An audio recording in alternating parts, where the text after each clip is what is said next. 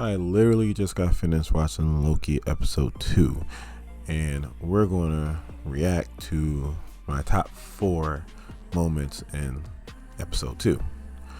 I know you're probably sitting there, probably saying to yourself, you normally do a top 5. I know it was kind of a slow episode. Not saying it was a bad episode, but it was kind of a slow episode, and I could have probably taken one moment, split it into 2, so I can get my top 5, but that would be cheating, and we don't cheat on this channel. Mostly.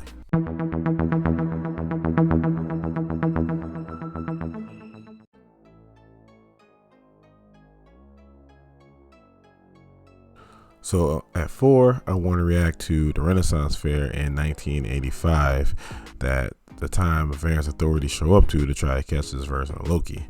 They go into the tent, and off top, one of them gets possessed. Now, this is similar to when Loki had the Mind Stone of the first Avengers. He possessed Hawkeye and pretty much made him do whatever he wanted.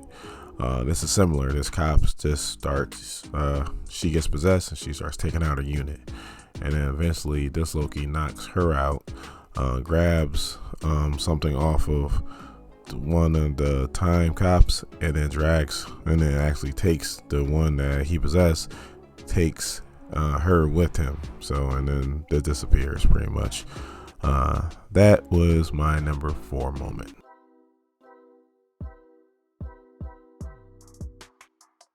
So my number 3 moment to react to is when they actually do the investigation of the crime scene at the Renaissance Fair.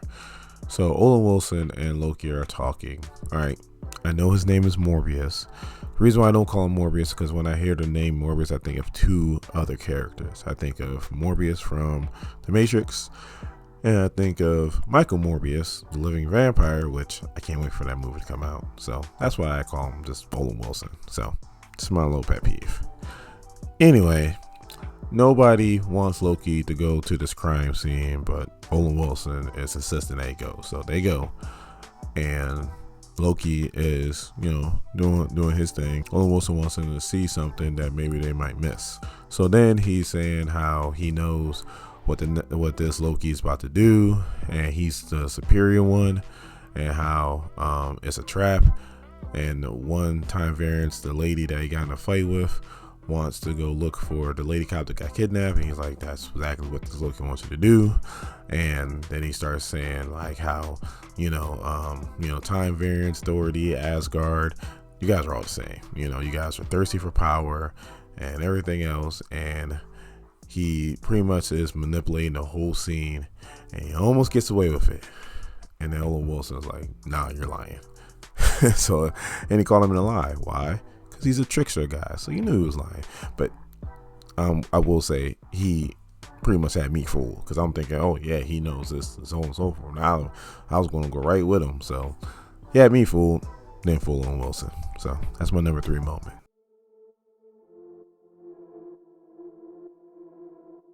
So my number 2 moment is how smart Loki is. So Owen Wilson sends him down to do some research to see if he can figure out what this alternate Loki's doing.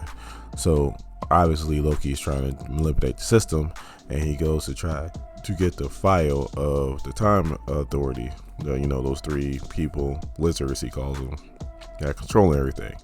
Classified. Okay, how about the file about the beginning of the time? Classified. All right, how about the file of the end of time? Classified. And I was like, well, what is not classified? His own file. That's the only thing that's not classified. So, but he starts to read his own file, and he starts to read about destruction of Asgard, and he's actually getting teary-eyed. And then he thinks to himself, if I want to hide somewhere, I'm going to hide in a apocalyptic event, something that I know is about to get wiped out, because I can do what I want to do, and it doesn't matter because everything's about to get wiped out, so it's not going to show up on a time variance radar. And he tells it to Owen Wilson. Well, it's like, well, I don't know. He's like, Loki's like, well, let's test this theory. So they go to Pompeii, and sure enough, Loki just starts doing. First, Owen Wilson wants him to do like small things. Loki's like, no, we can't just do small things. So he pretty much gets out and pretty much tells everybody that, hey, guess what? We're from the future. We know that volcano's about to erupt and kill everybody here, and there's nothing you guys can do about it. He says it in either Italian or Latin. So, and pretty much the volcano erupts. So Loki's like, is there any variants? And Olin's like, no, there's not. He's like, you know why? Because why would you look at it as a natural disaster? So he pretty much figured that out. And there's something somewhat similar because they talked about like Nexus events in comic books. All right, I won't get too preachy. When you go back in time and you change something to try to change to make it a better future, what happens is the future that you came from doesn't go away. It doesn't just disappear. No, it actually becomes like an alternate universe. So that future is still present. And I guess that's what the time variance authority is trying to prevent, from people going back in time, changing something, and then boom, there's a alternate reality there now. So that was my number 2 moment.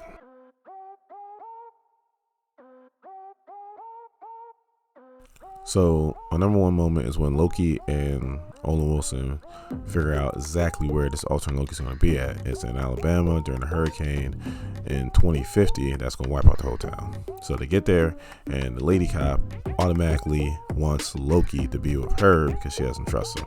Owen Wilson argues, but she wins the argument. So they get to walk in, and the alternate Loki possesses the lady cop right up top and starts talking to Loki. And I guess this is something that Loki can do as far as charm people and possess them. So it's not something that he needs a time stone for. So, like I said, I thought it was the time stone that this alternate Loki had, but I guess it's not. So the alternate Loki starts possessing other people and gets finally to this one dude and starts to fight Loki. So they're going at it, and the normal Loki keeps telling the alternate Loki to show themselves, and finally the alternate Loki decides to show themselves, and it's a female. So like I said in the first video, female Loki probably will appear. She appeared in the second episode, and she decides to take one of the time variance things to go to another somewhere else in time. And Owen Wilson's finds out it's a trap, chasing after Loki, and then Loki decides to follow the female Loki, and that's pretty much how it ends.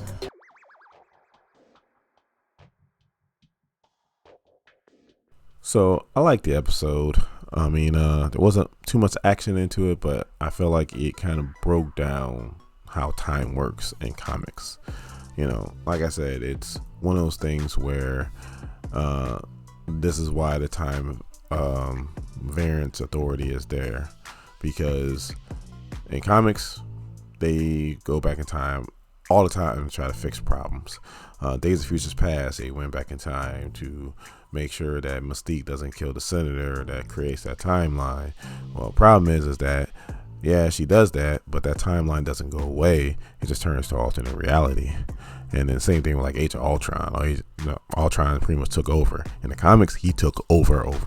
And Wolverine actually goes back in time to try to kill Hank Pym so that Ultron's never made, and it broke time. So this is why the time variance story is here, because of stuff like that. In the comics, they would go back in time to try to fix everything. I mean, one last story, there was a mutant that was so powerful that the only way they could stop it is to go back in time to make sure that his parents never meet, so that he was never born. So yes, they go back in time a lot in the comics, and that's why the time variance authority is there. So in saying that, if you are new here to SEM, please hit the subscribe button to become part of this SEM Nation. Let's become part of this nation. That bell notification, you know when the video comes out. And if you like this video, please give me a thumbs up. My name is Dorian. This is SEM. Thank you guys for watching my videos. I really appreciate it. And you guys have a good day.